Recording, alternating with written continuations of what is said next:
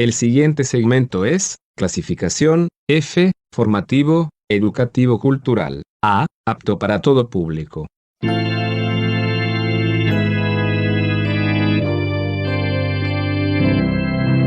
Bienvenido a Hora de Estudio Bíblico con nuestro maestro el Dr. Lehman Strauss. Este estudio es el resultado del tiempo personal con el Señor, el ministerio pastoral y la experiencia en conferencias bíblicas del Dr. Lehman Strauss. Él nos instruye y alienta con la enseñanza de la palabra de Dios. Ahora, el Dr. Strauss.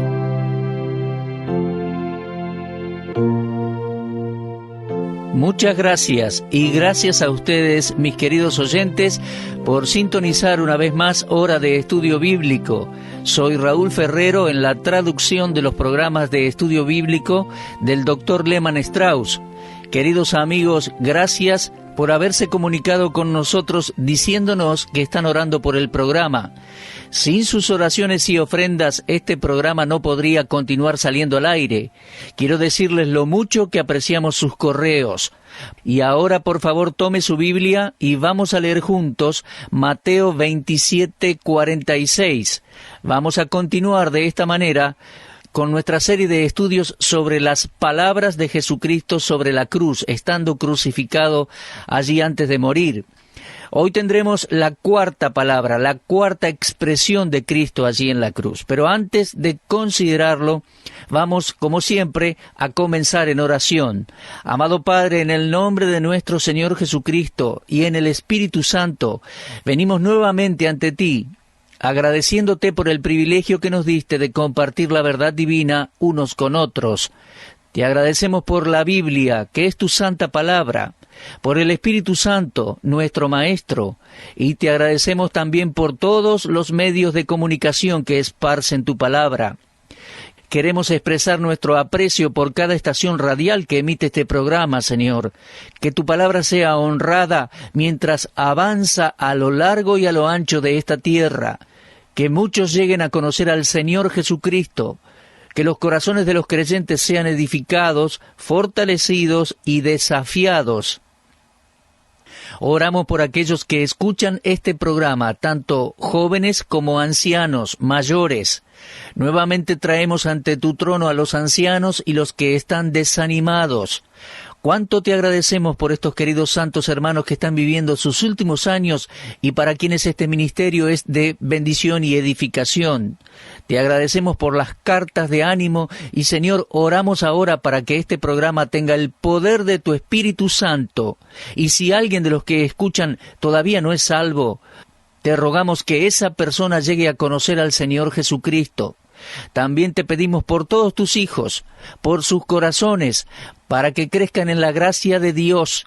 Y por todo esto te agradecemos porque oramos en el precioso nombre del Señor Jesús. Amén.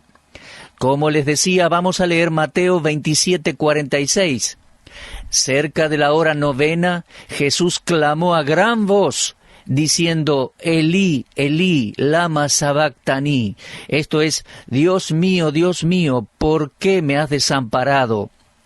De las 7 palabras que el Señor Jesucristo dijo en la cruz, las 7 expresiones, esta cuarta me parece que es la central. Si la cruz es la verdad central del Nuevo Testamento, entonces este clamor es el corazón de esta verdad y es su más profunda expresión. Esto es para mí el lugar santísimo para el lector reverente de la Pasión.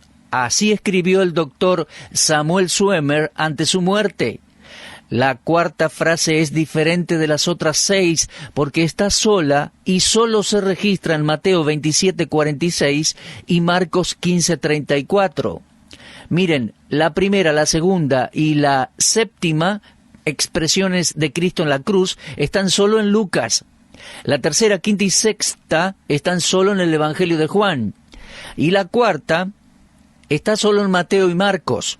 Aún más, solo aquí las palabras del Señor están en su idioma original, en el idioma que hablaban los judíos aquellos días. Esto probablemente hizo que la multitud cerca de la cruz no las comprendieran.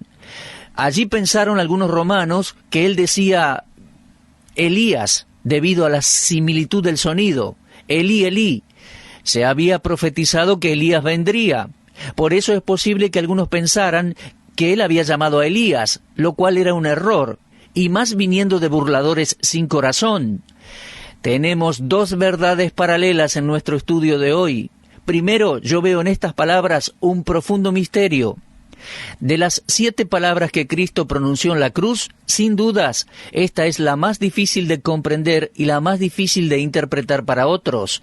Se dice que Martín Lutero se sentaba por horas sin comida ni descanso, en silenciosa meditación sobre esta cuarta palabra. Una vez cuando rompió el largo silencio dijo, ¿Dios abandonando a Dios? ¿Dios abandonado por Dios? ¿Quién podrá entender esto? No me sorprende que este texto deje esa impresión en su mente. Yo no pretendo poseer una comprensión completa de esta cuarta expresión del Señor en la cruz. Sinceramente, creo que hay profundidades aquí que yo nunca alcanzaría a comprender. Y hay alturas fuera de la comprensión humana aquí. Aquí hay un misterio que nuestras mentes finitas nunca podrán alcanzar. Mire, creo que hasta cierto punto puedo entender el significado de las palabras Dios mío, ¿por qué me has abandonado?, cuando salen de los labios de David en el Salmo 22:1. Pero las mismas palabras dichas por Cristo en la cruz me desconciertan. Esa frase ha sido llamada de muchas formas: el grito de la desolación, otros le han llamado el grito de la desesperación. Mire, trate de describirla como quiera, pero nunca dude que Cristo la dijo y nunca la considere con liviandad o ligereza. Esta palabra demanda más que una mirada de paso. Llama al pensamiento solemne y a la meditación en oración. Estamos parados en suelo santo, mis amados, y tenemos que sacarnos los zapatos, porque aquí hay un arbusto que no se consume, un arbusto con el fuego de la deidad. Esta cuarta frase es una oración. Mire, 3 de las frases del Señor eran oraciones dirigidas a Dios. La primera oración fue de intercesión por aquellos que los estaban torturando. Padre, perdónalos porque no saben lo que hacen. La segunda oración fue pidiendo explicación por su abandono. Y la tercera oración fue cuando el Señor con calma y triunfantemente entregó su espíritu inmortal al Padre. Vamos a comparar lo que dicen estas 3 oraciones. ¿Me acompañan? En primer lugar, Lucas 23:34. Padre, perdónalos porque no saben lo que hacen. En segundo lugar, Mateo 27:46, que estamos tratando ahora. Dios mío, ¿por qué me has desamparado? Y en tercer lugar, Lucas 23:46. Padre, en tus manos encomiendo mi espíritu. Ahora bien, ¿qué vemos aquí? En la primera y en la tercera oración, Jesús se dirige a Dios como su Padre. ¿Lo ha observado? Pero en la segunda instancia, Él dice, Dios mío, no sé por qué Él cambió. Mire, le llamo la atención a otra oración muy importante del Señor en la noche previa a la crucifixión. En Juan capítulo 17, versículo 1, 4, 21 y 24, Él llama a Dios el Padre, Padre. En el versículo 11 lo llama Padre Santo. Y en el versículo 25, Padre Justo. Cristo frecuentemente se refería al Padre como Dios, pero solo cuando le hablaba a otro respecto a Él. Cristo permaneció en aquella única relación del Hijo Eterno, coigual y coeterno con el Padre. Cuando le escuchamos a Él por primera vez en el templo, cuando tenía 12 años, Él dijo allí en Lucas 2:49, ¿por qué me buscabais? ¿No sabías que en los negocios de mi Padre me es necesario estar? Y así siempre y en todo lugar, Cristo hizo así cuando se dirigió al Padre, excepto aquí, en esta oración que consideramos hoy. Dios mío, ¿por qué me has desamparado?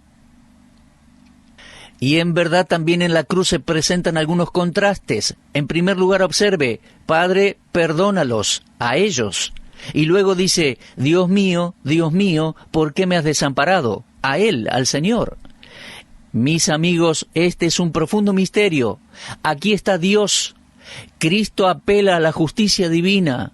En la oscuridad él se sintió abandonado por el corazón del Padre, se sintió desolado, desamparado. A pesar del misterio del momento, él sabía que Dios, como Dios, debía estar haciendo lo justo. Hay un misterio en el hecho en que esta es la única vez que Jesús le hizo una pregunta al Padre. Durante su ministerio terrenal, él siempre aceptó la voluntad del Padre sin cuestionar.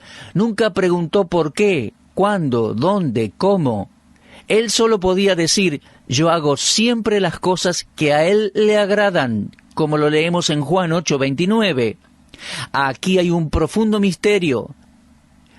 Y leemos en Mateo 27:45, desde la hora sexta hubo tinieblas sobre toda la tierra hasta la hora novena.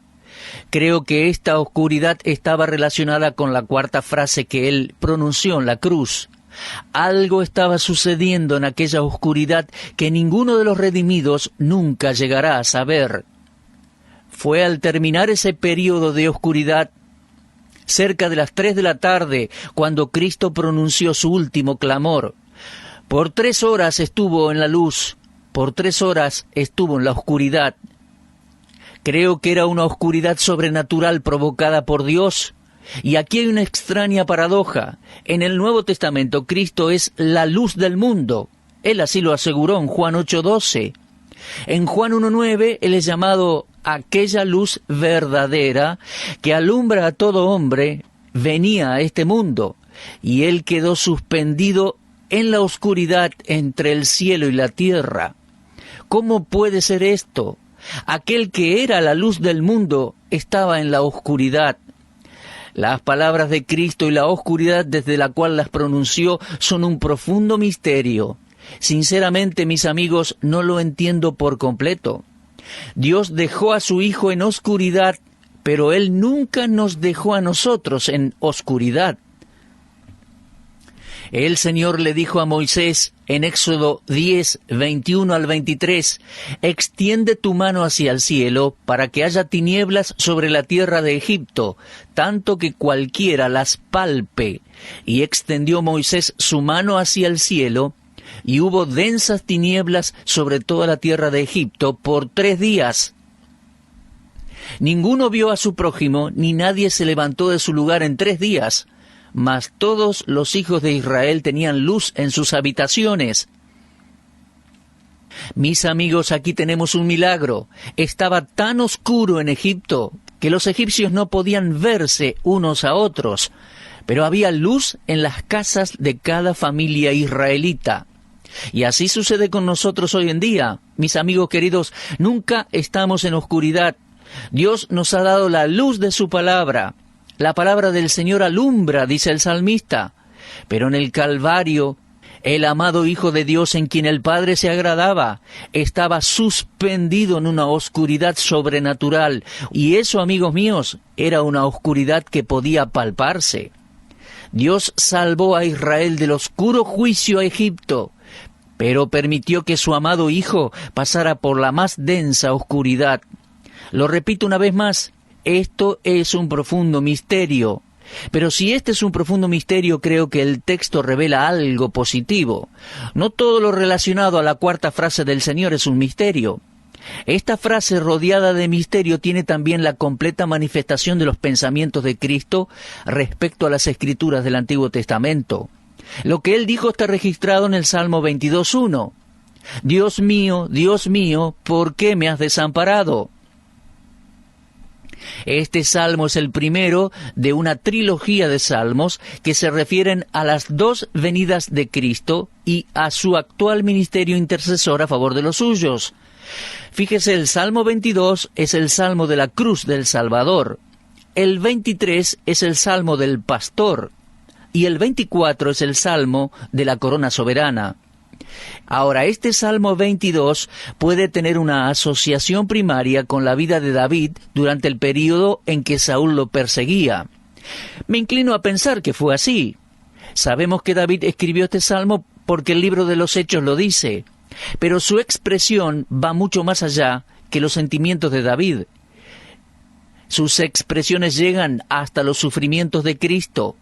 Por favor, lea cuidadosamente todo el Salmo en especial los primeros 22 versículos, y se dará cuenta que Cristo sufre allí. Él es el Salvador. El doctor Graham Scroggie, cuyos libros han sido de gran bendición para mí, establece algunos paralelos entre el Salmo 22 y la muerte de nuestro Señor. Le voy a citar 7. En primer lugar, el clamor de muerte de Cristo está en el Salmo 22:1. ¿Por qué me has desamparado? En segundo lugar, los burladores alrededor de la cruz en los versículos 7, 8, 12 y 13. En tercer lugar, vemos en el versículo 16 la tortura de la crucifixión. En cuarto lugar, en el versículo 14 del Salmo 22, podemos ver el cuerpo apaleado del Señor. En quinto lugar, la lengua y los labios secos. Vemos allí en el versículo 15, y vamos a considerar eso en nuestro próximo programa.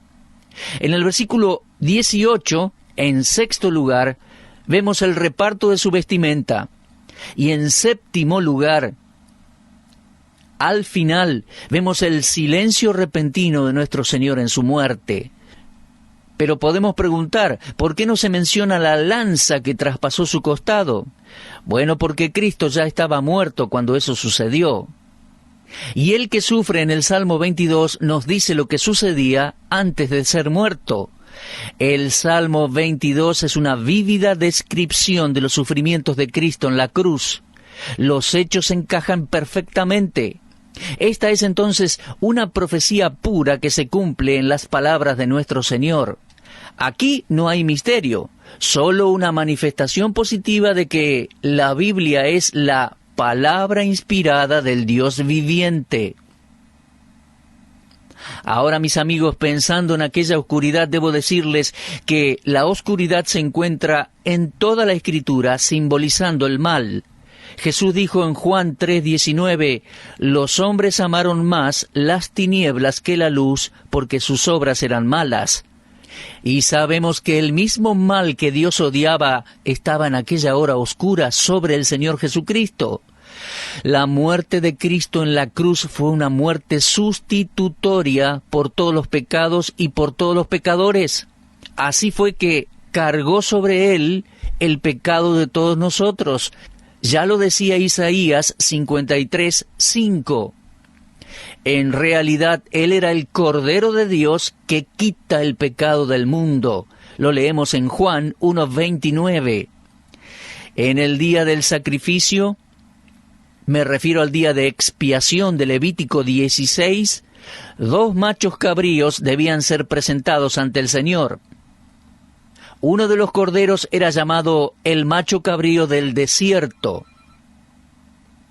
En Levítico 16, 21 y 22 leemos, y pondrá a Aarón sus 2 manos sobre la cabeza del macho cabrío vivo, y confesará sobre él las iniquidades de los hijos de Israel, todas sus rebeliones y todos sus pecados, poniéndolos así sobre la cabeza del macho cabrío, y lo enviará al desierto por mano de un hombre destinado para esto.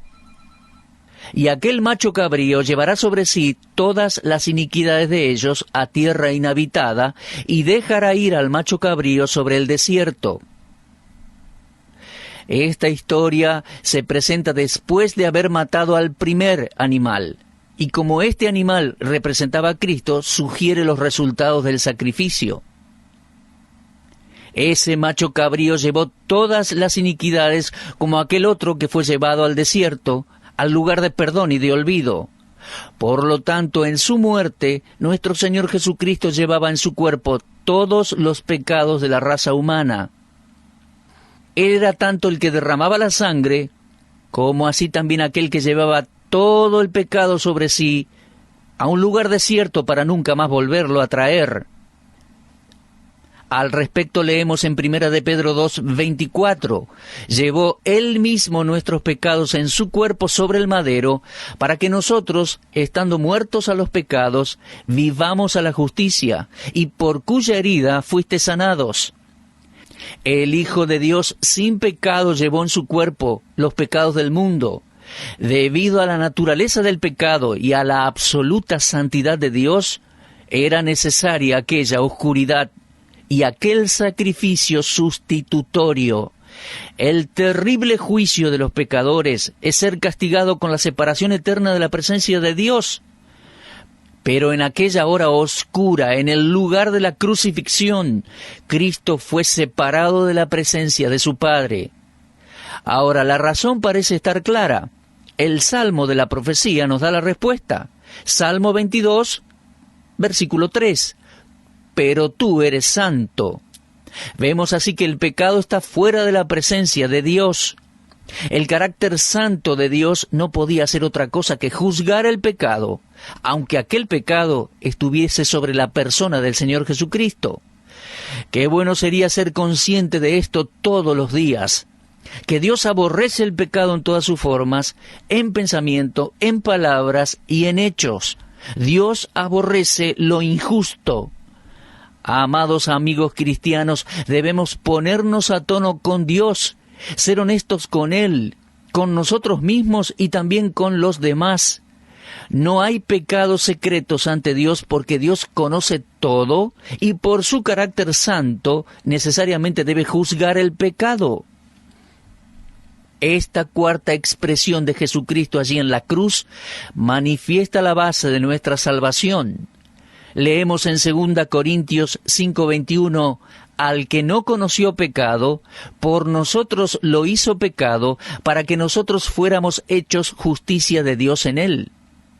La cruz fue la forma de sustitución, y el mismo Hijo de Dios fue elegido para ser el sustituto. Cristo tomó el lugar de los pecadores, nuestro lugar, en una forma tan completa que para redimir al hombre de la maldición de la ley, Él se convirtió en una maldición por nosotros. Pues Gálatas 3:13 dice, maldito todo aquel que es colgado en un madero. El Santo Señor, Hijo de Dios, llevó los pecados de todos los pecadores, comenzando desde el primer pecado de Adán. Medite profundamente en ello, para pagar el precio de los millones y millones y millones de pecados cometidos por millones y millones de personas durante miles de años de toda la historia humana. Cristo debía llevar el castigo completo. Y eso, amigos míos, significaba separación de Dios el Padre. Significaba asumir los terribles tormentos del juicio de Dios sobre el pecado. Cuando Jesucristo clamó en la cruz, Dios mío, ¿por qué me has desamparado?, creo que tenemos la respuesta correcta aquí. Él estaba llevando en su cuerpo todo el peso, el castigo y la culpa de todos los pecados de toda la raza humana. A mí me maravilla que haya sido abandonado por el Padre en aquella hora oscura. El Señor Jesús estaba tan completamente identificado con los pecadores que fue separado de la presencia de Dios. Y desde la muerte pudo derrotar a los poderes de la oscuridad y a la muerte misma. Y si Él no hubiese hecho todo esto, si no hubiese sufrido ese sacrificio por nosotros en aquella hora oscura, hubiese sido el fin para cada uno de nosotros. No tendríamos opción ni esperanza. Aunque el pecado era completamente extraño, ajeno para Él, gracias a Dios que voluntariamente se ofreció para cargar el pecado de toda la raza humana. Cristo advirtió a los hombres sobre la oscuridad eterna. Lo podemos leer en Mateo 8:12, 22:13, Mateo 25:30. Las tinieblas de afuera, las tinieblas del infierno. Pero Cristo no solo les advirtió, Él hizo más que eso. Él mismo y voluntariamente se sumergió en la oscuridad para que usted y yo, mi amigo, nunca necesitemos sufrir ese amargo tormento. No era posible transferir nuestros pecados sin transferir el castigo sobre ellos. El sustituto de los pecadores debía ser rechazado como un pecador. La finalidad del pecado es la separación de Dios, pero gracias a Dios esta ha sido transferida y Cristo fue abandonado para que nosotros pudiéramos ser libres y gloriosamente perdonados y aceptados por Dios. No hay otro misterio con respecto a la base de nuestra salvación. Nunca hubo tal oscuridad en pleno día en toda la historia del mundo, y nunca la habrá para usted si viene a Cristo y confía en Él como su Salvador personal. Dios nunca le abandonará, amigo mío. Si usted confía en su Hijo, nunca le abandonará, porque su Hijo fue abandonado por usted. A algunos cristianos profesantes que conocí dicen que Dios los abandonó en la prueba, pero esta es solo una excusa para su frialdad y falta de fe. Es nuestra incredulidad la que nos hace decir que Dios nos olvida y nos abandona. Pero ¿sabe una cosa? El Señor Jesús era ajeno a toda incredulidad. El hombre cuya fe es débil puede hablar de Dios, pero el que cree dirá, Dios mío, como Cristo lo dijo. En la hora más oscura de Cristo, el Padre fue su propio Dios, y esto me sugiere una fe victoriosa. ¿Puede la fe apegarse a Dios en la oscuridad? Ciertamente que sí, pero si la fe se desvanece en la oscuridad, no es la fe de nuestro Señor Jesucristo. Ahora, no hay virtud en estar desanimado y derrotado. Rogar simpatía de sus amigos no agregará nada a su fe que ya está debilitada. Lleve su carga a Dios, póngala sobre Él y transite su prueba con una fe que no se rendirá. Permita que sus porqués estén basados en la confianza en el Dios viviente, quien hace bien todas las cosas. Que cada clamor a Dios esté basado en la fe y no en contra de Dios o cuestionando a Dios. Cristo sabía que su Padre estaba a favor de Él y no en su contra, por lo tanto, Él no se dio por vencido en la prueba. No está mal inquirir respecto a aquello de lo que no tenemos respuesta mientras lo hagamos con fe y en fe. Fue en esta misma cuestión sobre la fe de Cristo sobre la que sus enemigos lo atacaron.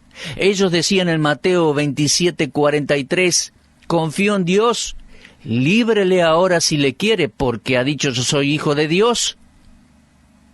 En ese momento no había, aparentemente, liberación, pero Cristo continuó confiando. La fe que salva es la fe que sostiene, y en la larga carrera es esa fe la que siempre silencia al enemigo.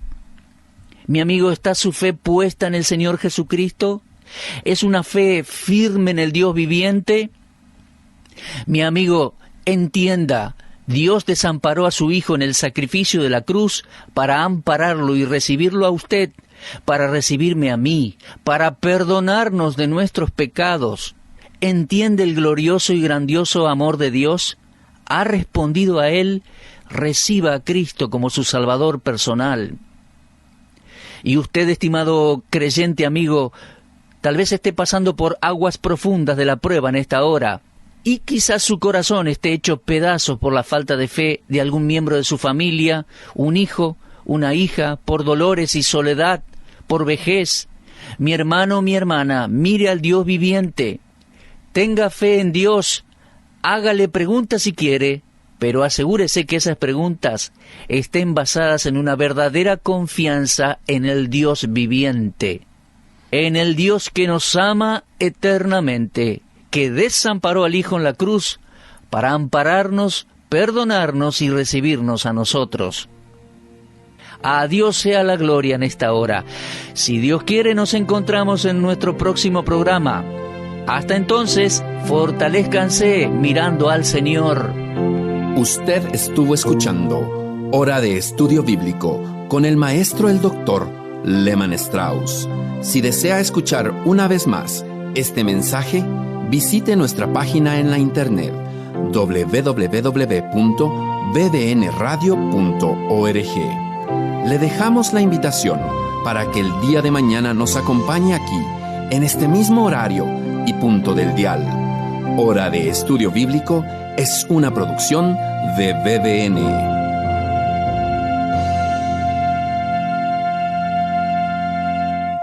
Ingrese a nuestra sala de chat para hacer la consulta espiritual que desee. www.bbnchat.org. Este es un servicio totalmente gratis. Muchas gracias. Somos sus amigos de BBN.